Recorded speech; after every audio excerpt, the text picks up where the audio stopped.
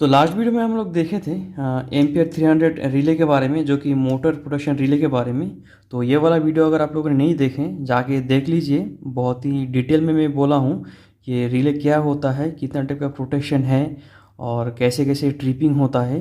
Total में उसमें discuss किया था। बहुत ही नॉलेजेबल वीडियो है, तो लिंक भी मैं डिस्क्रिप्शन में दे दूंगा, वहाँ पे जाके देख सकते हैं। ठीक है, तो आज हम लोग देखेंगे जो एम्पियर 300 जो रिले है इसका वायरिंग कैसे किया जाता है। तो मैं यहाँ पे सर्किट एक ड्रॉ किया हूँ जो कि बहुत ही सिंपल सर्किट है। ठीक है, तो इसका वायरिंग कैसे होता है अभी देख लेते हैं। हाँ, उस वीडियो में और एक में बोला था कि वहाँ पे जो डिप स्विच जो दिया रहता है, तो डिप स्विच कैसे काम करते हैं और उसमें जो रहता है 10, 20, 30 ये क्या है। ठीक है, तो उसको भी हम लोग देखेंगे। तो वीडियो बहुत ही नॉलेजेबल होने वाला है, एंड तक देखिएगा। सो हेलो फ्रेंड्स, मैं हूं पंकज और आप लोग देख रहे हैं द इंजीनियरिंग वाली यूट्यूब चैनल। तो फिर चलिए फ्रेंड्स वीडियो को स्टार्ट करते हैं। तो यहाँ पे देख सकते हैं सर्किट डायग्राम। शायद मुझे ये बोलने का ज़रूरत नहीं है कि ड्यूअल जो स्टार्टर जो होता है डायरेक्ट ऑनलाइन, ये कैसे काम करते हैं। ठीक है, एक ड्यूअल स्टार्टर का कंट्रोल वायरिंग है ये वाला, और ये वाला जो है पावर वायरिंग है। और यहाँ पे ये वाला जो देख सकते हैं ट्रिप डिले कर्व। ठीक है, ये जो एम्पियर जो 300 जो रिले है इसका ट्रिपिंग का डिले कर्व। ठीक है, और यहाँ पे जो दिख रहे हैं ये डीप स्विच है। तो सबसे पहले हम लोग ये कंट्रोल ड्राइंग है इसको देखते हैं। देखिए सर्किट जो डायग्राम है बहुत ही सिंपल है, ध्यान से देखिएगा। तो सबसे पहले यहाँ पे देख सकते हैं एक एमसीबी है। एमसीबी को जब हम लोग इसको ऑन करेंगे, ऑन करते ही सामने यहाँ पे क्या रहता है, ओवरलोड रिले रहता है एक। ठीक है, तो यहाँ से देखिए सीधा मैं एक पॉइंट यहाँ पे लिया हूँ, सीधा यहाँ से लेते हुए इसका जो एम्पियर रिले है, एम्पियर 300 जो रिले है, इसका जो कॉन्टैक्ट है 1, 2 इसका एनसी कॉन्टैक्ट है और 3, 4 इसका एनओ कॉन्टैक्ट है। ठीक है, तो मुझे एनसी कॉन्टैक्ट यूज़ करना है क्योंकि मुझे ये जो कॉन्टैक्टर इसको पिकअप करवाना है और ये जो मोटर है ये चलाना है। ये पावर ड्राइंग हो गया, ये कंट्रोल ड्राइंग हो गया। तो क्या होगा जब हम लोग इसको ऑन करेंगे, ऑन करते क्या होगा, सप्लाई सीधा यहाँ से यहाँ पे आएगा। ठीक है, और हालांकि यहाँ पे देख सकते हैं एनसी कॉन्टैक्ट है, शायद यहाँ पे ठीक से दिखाई नहीं दे रहा है, ये थोड़ा इसमें दिखा देता हूँ। ठीक है, यहाँ पे देख सकते हैं ध्यान से, जो एम्पियर रिले है इसका फ्रंट साइड है, यहाँ पे डीप स्विच है और ऊपर में ऐसा रहता है क्या क्या जो प्रोटेक्शन दिया हुआ रहता है, UC, LR, earth fault, single phase overload. ठीक है, और यहाँ पे रहता है क्या कितना एम्प्स मुझे सेट करना है ओवरलोड, वो यहाँ पे अर्थफॉल का सेट करने के लिए रहता है कितना परसेंट में करना है। तो वो वाला वीडियो आप लोग देख लीजिए, उसमें मैं डिटेल में बोला हूँ। ठीक है, तो यहाँ पे देख सकते हैं जो कॉन्टैक्ट है 1, 2 मतलब ये एनसी है।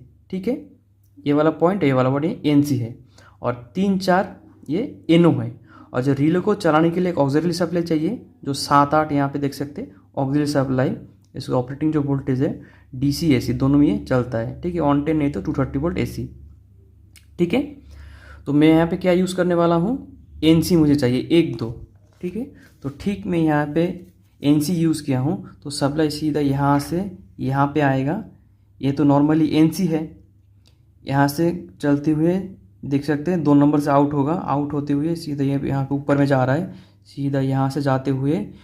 और ये नॉर्मली एनसी है जो कि नॉर्मली क्लोज जिसको बोला जाता है, जो कि इमरजेंसी बटन। ठीक है, ये नॉर्मली क्लोज ही रहता है, तो सभी को पता होगा।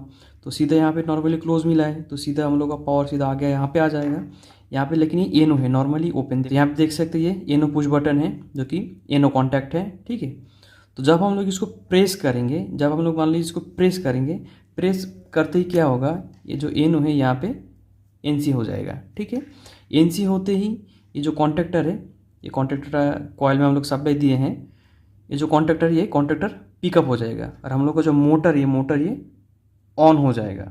ठीक है, और यहाँ पे देख सकते हैं जो कॉन्टैक्टर ये वाला है ये पावर ड्राइंग है। तो सबसे पहले हम लोग कंट्रोल देख लेते हैं, ये पिकअप हो जाएगा। पिकअप होते ही जब हम लोग इसको छोड़ देंगे, यहाँ पे देख सकते हैं के ऑन का यहाँ पे होल्डिंग दिया गया है। ठीक है, तो ये पिकअप हो जाएगा। पिकअप होने के बाद यहाँ पे देख सकते हैं पिकअप होते क्या होगा, फिर हम लोग इसको छोड़ देंगे तो ये इसका ओरिजिनल जो पोजीशन है यहाँ पे आ जाता है। ठीक है, और यहाँ पे देख सकते हैं होल्डिंग लिया गया है, यहाँ से उठा के जो कॉन्टैक्टर इसका एनो पे दिया गया है। ठीक है, ये नॉर्मली कंडीशन में जब पिकअप नहीं होता है एनो रहेगा, जब ये पिकअप हो जाएगा एनो से एनसी हो जाएगा। ठीक है, तो इसका होल्डिंग के लिए यहाँ पे लिया गया है, जो कि छोड़ने के बाद भी यहाँ से डायरेक्ट क्लोज होते हुए डायरेक्ट इसको सप्लाई मिलता रहेगा और इसमें मोटर है कंटिन्यूसली रनिंग कंडीशन पे रहेगा। ठीक है, अभी हम लोग पावर ड्राइंग देख लेते हैं। देखिए यहाँ पे है 415 वोल्ट AC है, RYB हम लोग का SFU है या MCB मान सकते हैं इसको, ठीक है। जो SFU जो फुल फॉर्म होता है स्विच फ्यूज यूनिट। तो जब हम लोग इसको ऑन करेंगे, ऑन करती है जो है हम लोग का कॉन्टेक्टर का पावर कॉन्टेक्टर है, ठीक है। यहाँ पे आ जाएगा ये जो कॉन्टेक्टर, यहाँ पे इसका कंट्रोलिंग सप्लाई। जब हम इसको ऑन करेंगे, ऑन करते ये वाला पिकअप हो जाएगा। ये पिकअप होती है, यहाँ पे देख सकते हैं मेन जो हम लोग का एम्पियर जो रिले है 300, इसके अंदर पे ना 2 सीटी रहता है, 3 तो लाइन सीटी रहता है जो कि प्रोटेक्शन सीटी, और एक रहता है CV सीटी इसके अंदर पे, ठीक है। तो इसके अंदर से ना 3 केबल निकलता है, ऐसे ये प्रोटेक्शन करता है, ठीक है। इसके अंदर से 3 केबल निकलेगा, निकलते हुए डायरेक्ट हम लोग कहाँ पे जाएगा, मोटर में चला जाएगा, ठीक है। मोटर में जाएगा और हम लोग का मोटर यहाँ से ऑन हो जाएगा।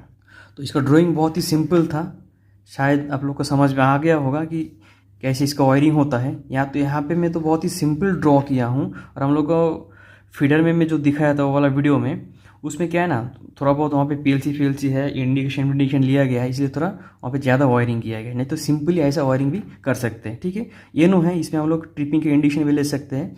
एक कॉमन यहाँ पे पावर उठा के दे देंगे, और एक इसका इंडिकेटर में एक न्यूट्रल दे देने से ये जो हम लोग इसको ट्रिप होने से पता चल जाएगा ये ओवरलोड रिले ट्रिप हुआ है बोल के, ठीक है। और इसको एक ऑक्सिलरी सप्लाई चाहिए, तो मैं यहाँ पे ऑक्सिलरी सप्लाई दिया नहीं हूँ, यहाँ पे ऑक्सिलरी सप्लाई दे भी सकते हैं 230 वोल्ट AC, ठीक है। तो सिंपली इसका वायरिंग ऐसे किया जाता है। अभी हम लोग देख लेते हैं बहुत ही इंपॉर्टेंट थिंग है जो कि ट्रिप डिले कर्व। आप लोगों ने देखे थे जो डीप स्विच है उसमें क्या क्या था, UC एक था, LR था। UC मीन्स अंडर करंट हो गया, LR मीन्स लॉक रोटर हो गया, ठीक है। तो इसको ये दोनों मैनुअल भी एनेबल डिसेबल हम लोग कर सकते थे, अगर चाहिए हम ऑन कर सकते हैं, अगर नहीं चाहिए इसको ऑफ कर सकते हैं, ठीक है। उसका नीचे क्या क्या था, 30, 20, 10 और 10। ये मतलब क्या है, ठीक है। ये देखिए क्या है, यहाँ पे देख सकते हैं ये जो मोटर है, मोटर में आप सबको पता होगा कि स्टार्टिंग में ना इनरश करंट लेता है। स्टार्टिंग में बहुत ही 5 to 6 टाइम या 7 टाइम एम्प्स करंट ज़्यादा लेता है, ठीक है। तो यहाँ पे देख सकते हैं जो मैं यहाँ पे लिखा हूँ 30, 20, 10 और 10 रिले का ये क्लास होता है, जो कि यहाँ पे जो रिले यूज़ किया गया है इसका क्लास है।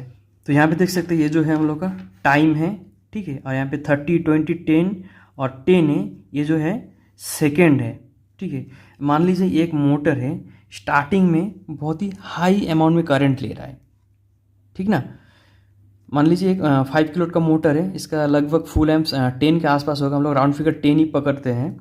तो स्टार्टिंग में ये 10 से भी बहुत ज़्यादा एम्प्स लेगा, ठीक है। तो उस कंडीशन में ये जो मोटर है, जब इंडक्स करंट जब ये लेगा, लेने के बाद ये कितना टाइम तक ये इंडक्स करंट लेता रहेगा, मतलब देखिए करंट ये मोटर जब चलता क्या होता है, इंडक्स करंट बहुत ही हाई जाता है। हाई जाने के बाद कुछ टाइम बाद वो धीरे धीरे डाउन होता है, ठीक है। 20 सेकेंड, 10 सेकेंड, उसके बाद धीरे धीरे ये करंट डाउन होता है।